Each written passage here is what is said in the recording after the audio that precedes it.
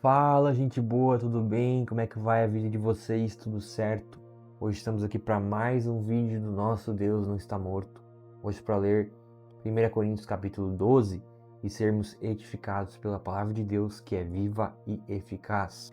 Lembrando que 1 Coríntios capítulo 12, a gente aprende muitas coisas interessantes, tá bom? Aqui, ó, por exemplo, a questão dos dons espirituais. Vamos lá ler comigo?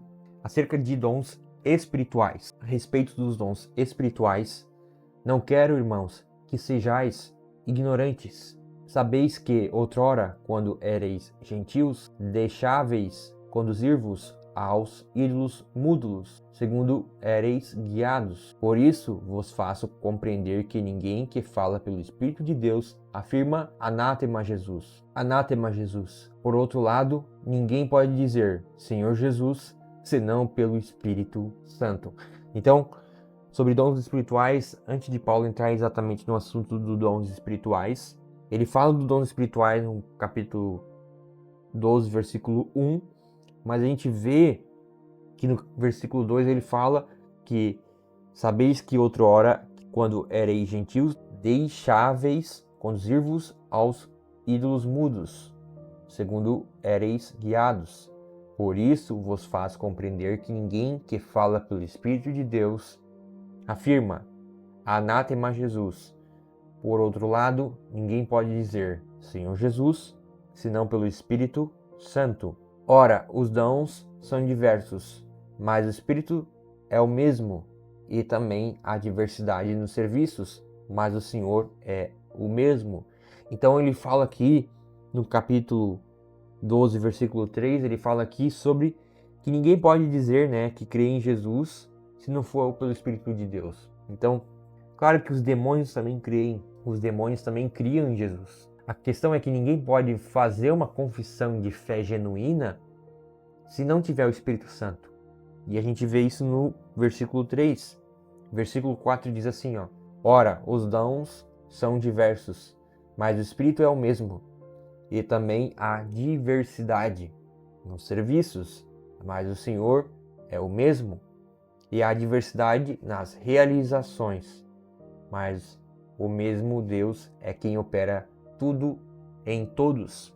A manifestação do Espírito é concedida a cada um, visando a um fim proveitoso, porque a um é dada mediante o Espírito a palavra da sabedoria, e a outro, segundo o mesmo Espírito, a palavra do conhecimento, a outro no mesmo Espírito a fé, e a outro no mesmo Espírito dons de curar, a outro operações de milagres, a outro profecia, a outro discernimento de espíritos, a um variedade de línguas e a outro capacidade de interpretá-las. Mas um só é o mesmo Espírito, realiza todas estas coisas, distribuindo-as como lhe apraz a cada um individualmente. Então, é o Espírito Santo de Deus que dá os dons à igreja. É Ele que concede os dons. Se você tem um dom, esse dom, ele vem do Espírito Santo. Nenhum dom, ele não tem a sua raiz, a presença do Espírito Santo. E isso é muito importante para que a gente não se vanglorie em nós mesmos. Porque nós dependemos de Deus em tudo, inclusive para a execução dos dons. Tá bom?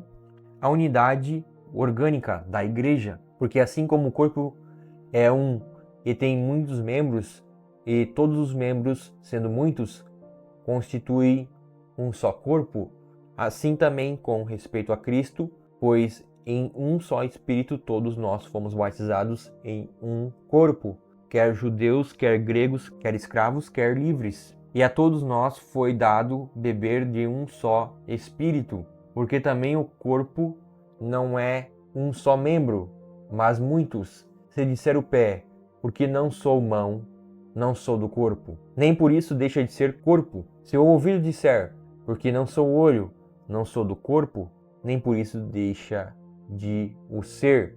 Se todo o corpo fosse olho, onde estaria o ouvido? Se todo fosse ouvido, onde o olfato? Mas Deus dispôs os membros, colocando cada um deles no corpo, como lhe aprouve. Se todos, porém, fossem um só membro, onde estaria o corpo? O certo é que há muitos membros, mas um só corpo.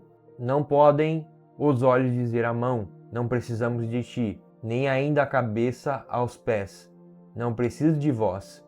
Pelo contrário, os membros do corpo que parecem ser mais fracos são necessários. E os que nos parecem menos dignos no corpo, a estes damos muito maior honra. Também os que em nós não são decorosos, revestimos de especial honra. Mas os nossos membros nobres não têm necessidade disso. Contudo, Deus coordenou o corpo, concedendo muito mais honra àquilo que menos tinha, para que não haja divisão no corpo. Pelo contrário, cooperem os membros com igual cuidado em favor uns dos outros, de maneira que, se um membro sofre, todos sofrem com ele, e se um deles é honrado, com ele todos se regozijam. Ora, vós sois corpo de Cristo, e individualmente membros desse corpo. A uns estabeleceu Deus na igreja, como está lá em Efésios 4, versículo 11. Então ele estabeleceu na igreja quem? Primeiramente, apóstolos, e em segundo lugar, profetas, em terceiro lugar, mestres, depois, operadores de milagres, depois, dons de curar, socorros, governos, variedade de línguas. Porventura são todos apóstolos ou todos profetas? São todos mestres ou operadores de milagres? Têm todos dons de curar? Falam todos em outras línguas? Interpretam-nas todos? Entretanto, procurai com zelo os melhores dons. Romanos 12, 3 ao 8. O amor é o dom supremo, e eu passo a mostrar-vos ainda um caminho sobremodo excelente. E aí, amanhã a gente vai ler 1 Coríntios capítulo 13, onde vai falar sobre o dom mais precioso, que é o dom do amor. Amém? Então a gente entende que o Espírito Santo de Deus, ele distribui dons à igreja, e ele distribui cada um no seu quadrado, cada um com seu dom. E nós temos que depender do Espírito de Deus para que a gente consiga fazer os dons de Deus serem vividos na prática. Sem uma comunhão com o Espírito Santo de Deus, eu posso até ter os dons, mas não vou conseguir pôr eles em prática. Por exemplo, eu estou aqui gravando para você esse vídeo, estou aqui lendo a palavra de Deus, explicando algumas coisas, deixando o Espírito Santo trabalhar na sua vida e você vai entendendo. Isso é um dom de ensino. Mas quem que me dá esse dom? O Espírito Santo. É Ele que dá esse dom. É Ele que me capacita. Se eu estou fazendo isso aqui, se eu tenho alguma capacidade aqui, se eu tenho uma capacidade aqui, isso vem do Espírito Santo. Porque é Ele que faz todas as coisas. E a gente vê que de tudo que se deve buscar, a gente vê que existem vários dons, a gente vê que existe a operação de milagres, que existe sim dons incríveis, como por exemplo a questão dos 5 ministérios. A gente vê que existem também, um é a mão, outro é o pé, outro é o braço, ou seja, há diferentes partes no corpo. Mas o que que junta tudo? O que que faz o corpo de Cristo ser perfeito? Sabe o que que faz? O amor. O amor é o dom perfeito e é Ele que faz todos os dons serem perfeitos em Cristo. Sem amor, tudo que a gente faz na igreja e todos os dons que existem não valem de nada. Ainda que eu conheça tudo, ainda que eu fale todas as línguas, ainda que eu tenha conhecido todas as coisas, mas se eu não tiver amor, de nada adianta. E é isso que Paulo vai continuar falando em seguida, em 1 Coríntios capítulo 13, que vamos ler amanhã para sermos edificados. Então a gente vê aqui dons importantes. Eu não vou falar especificamente de cada dom aqui. Você pode pesquisar. Mas a gente tem que buscar com zelo os melhores dons, como está aqui na palavra de Deus. Olha só, versículo 12. Porque assim como o corpo é um e temos muitos membros, e todos os membros, sendo muitos, constituem um só corpo, assim também com respeito a Cristo. Pois em um só Espírito todos nós fomos batizados em um corpo, quer judeus, quer gregos, quer escravos, quer livres, e a todos nós foi dado beber de um só Espírito, ou seja, o Espírito Santo de Deus é o que nos capacita. De tudo que se deve pedir, o mais importante é a capacitação do amor do Espírito Santo, porque a gente pode ter tudo, meu amigo, mas se a gente não tiver o Espírito Santo nos capacitando, não vale de nada. É por isso que muitas vezes a gente vê no corpo de Cristo uma luta entre irmãos, uma discórdia, irmãos que brigam com irmãos dentro da igreja. É o pé brigando com a mão, é o braço brigando com a cabeça, é o tronco brigando com a perna, sendo que todos os membros do corpo de Cristo deveriam estar unidos, formando esse corpo de Cristo. E aquele que não quer permanecer com o corpo de Cristo, esse vai se transformando em um membro apodrecido, um membro que não tem mais utilidade. Nós temos que permanecer unidos, nós temos que permanecer em unidade. É fácil? Não é fácil. Eu sei que não é. Eu sou o primeiro a levantar a mão e dizer que não é fácil. Tem dia que a gente fica, meu Deus, aquele irmão fez aquilo ali.